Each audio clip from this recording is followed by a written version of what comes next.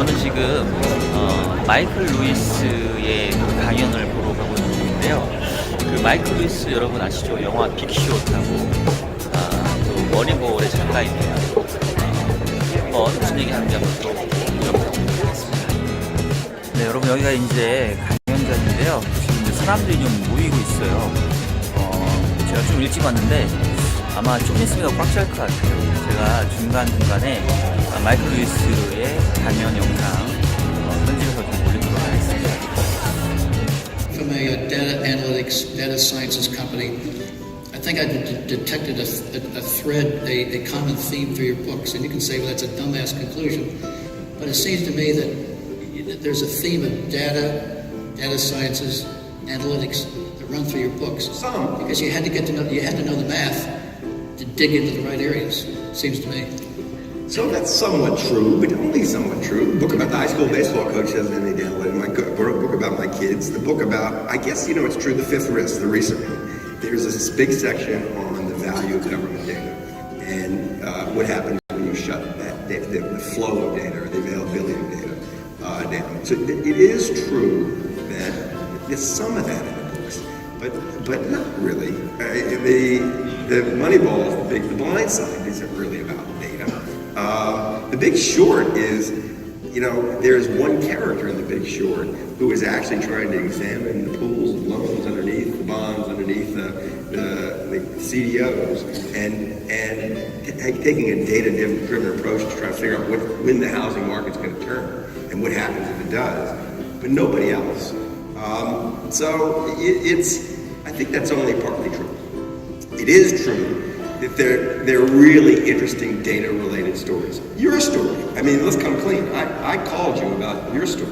This business of people not being credit scored, that you can credit score, and whole sections of the market that are just ignored, that you guys have figured out ways to score. I haven't figured out how to write about you, partly because, you know what, he's very guarded.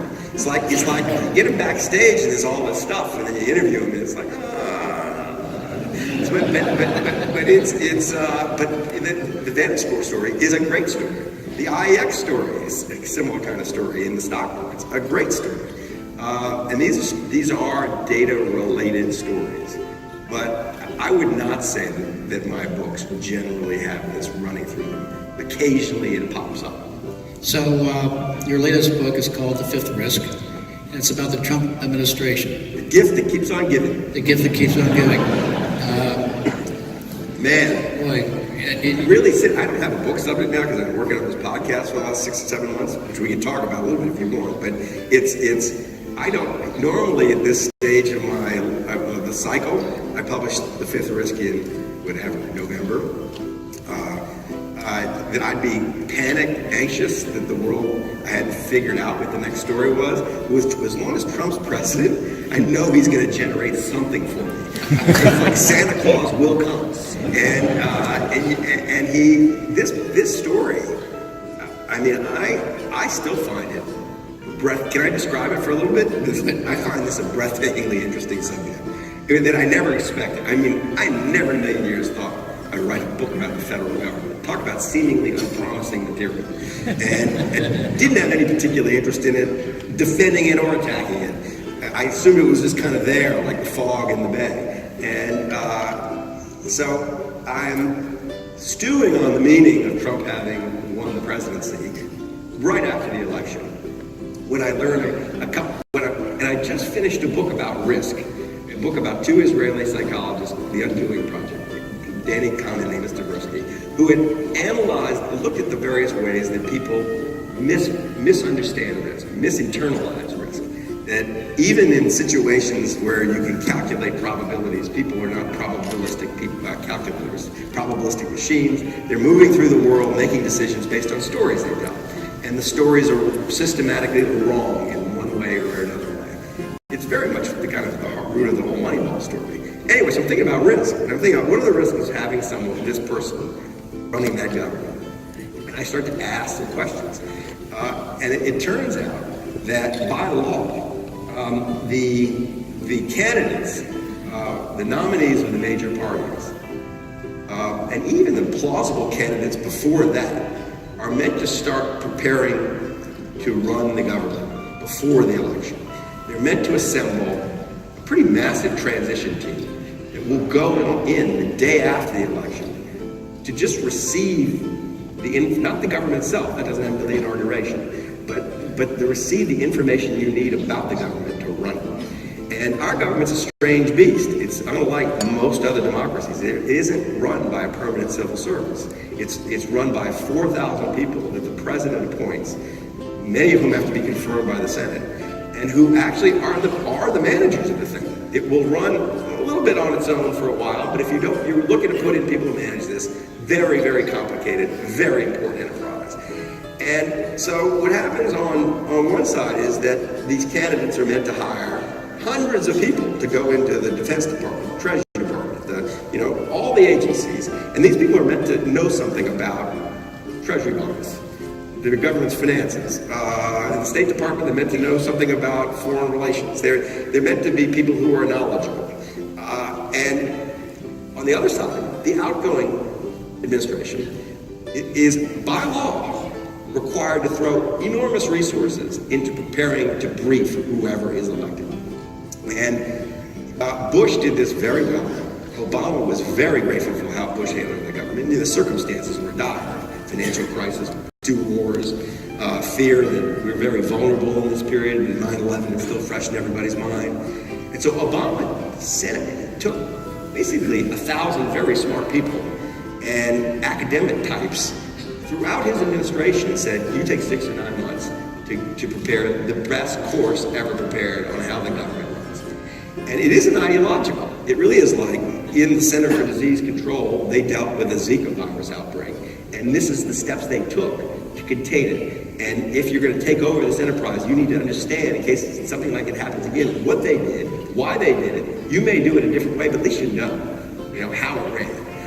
If you're in the energy department, you don't need to agree with the way the nuclear arsenal is maintained, but it's useful to know how it's maintained. If you're going to change how you handle nuclear weapons, well, you better know how they've been handled. So they don't go off when they shouldn't go off, and they do go off when they should go off. So Chris Christie muscles his way into the job of running Donald Trump's transition, and does by objective observers' determinations, a very good job of hiring very smart, not New Jersey thugs, actually smart Washington people who've been in these agencies to go in and take over the government the day after the election.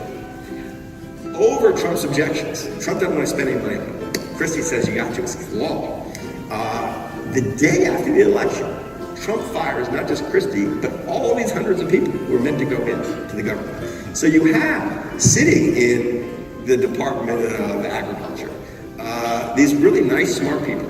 Now, the civil servants actually make the presentation, but they've been helped by people with all these briefing books that are filled with interesting stuff. Little finger sandwiches out, parking spots set aside, and no one shows. No one shows that day, that week, that month, the next month. And no one showed at all in some places, to the point where I finished this book in like July of last year. I was getting really important briefings that had never been given in July of last year.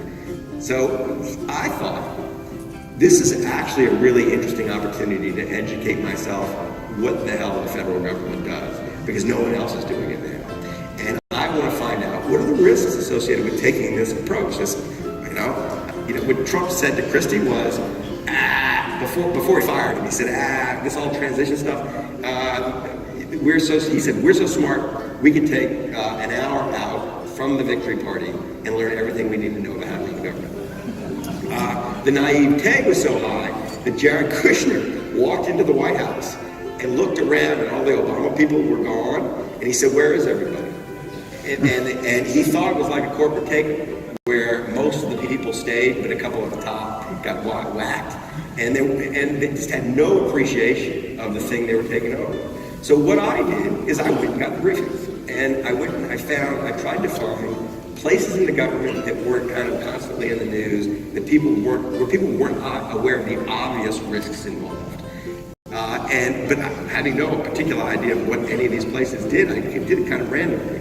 However, I started, the thing that triggered me in the very beginning was when Trump appointed Rick Perry to run the Department of Energy. Because I knew that whatever the Department of Energy did, Rick Perry wasn't the person to do it.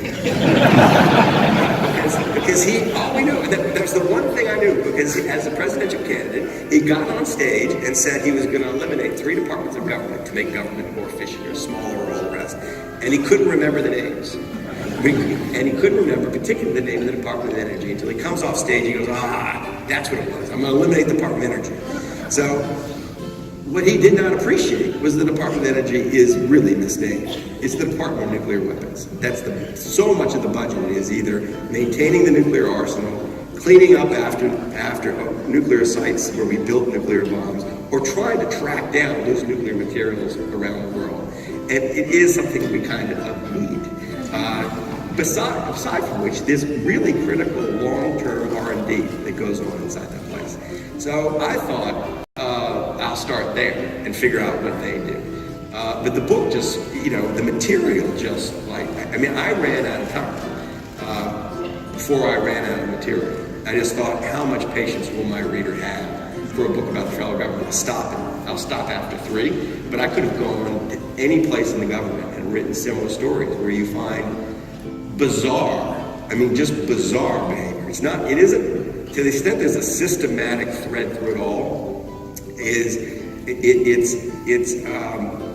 if you take over any organization and you have no interest whatsoever in its mission, who's going to come in to fill the jobs? If you don't care about what the thing does, it's not going to be people who are attracted to the mission. They're going to be depressed and they're going to leave, and that's what half the top 700 people in the civil service quit the first year. What's going to come in is people who've got some narrow interest in the thing, often a narrow personal self-interest in the thing. And the most spectacular example of this, in the Department of Commerce, again, misnamed. Wilbur Ross thought it was about commerce and about trade. It's not. It's really the Department of Data. It's the department where we collect the census, where we collect economic statistics, and where the weather service is. 3/4 of the budget goes to something called the National Oceanic and Atmospheric Administration, and most of that goes to collecting weather data so we can predict the weather.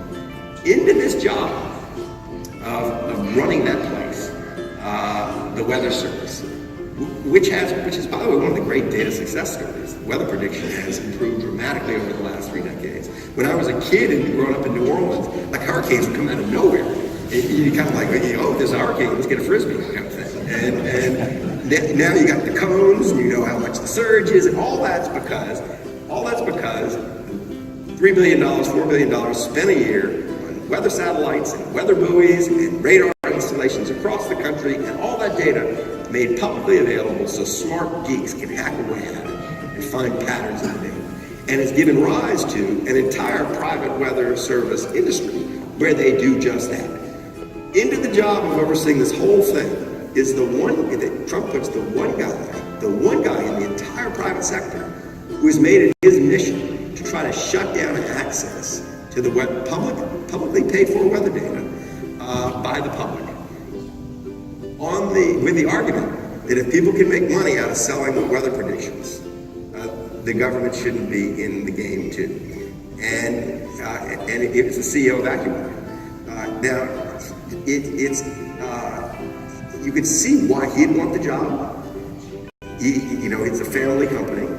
If the National Weather Service is no longer providing reliable forecasts to the American people, AccuWeather becomes a little more valuable. If AccuWeather has privileged access to all this government collected data, AccuWeather and a couple other big companies, they've got a moat around their business. But you can't really see why it's in the public interest to do this. And you can see why Trump, if you're not interested at all in who does what in the federal government or why they do it, that person would end up in the job because he's the one who's banging hardest on your door to get the job. And so there was a lot of that. But mainly it was one, mystifying how they were going about staffing the government. But 2, really interesting to see what the government did and how so much of it was, you actually can't just remove this. You can't just eliminate the department. There's a reason they do what they do. And the people who are there, this is what made it the book, was I was so impressed with much of the permanent civil service. People who, many of them scientists, it's a giant, the government is a giant science project. People who could make more money doing something outside the public sector. Guys in the weather service, weather geeks who grew up traumatized by the weather at the age of 8, didn't want to make sure that a tree didn't fall on another kid's house and hurt their parents, got obsessed with weather prediction, end up in the National Weather Service to save lives, save property. They couldn't be doing much better for themselves outside of that, but they love the mission. And that's the thing that I thought was sacred and interesting, the number of people in the government who love the mission, and they drove the whole story. So sorry to have given a whole speech about that. So but it was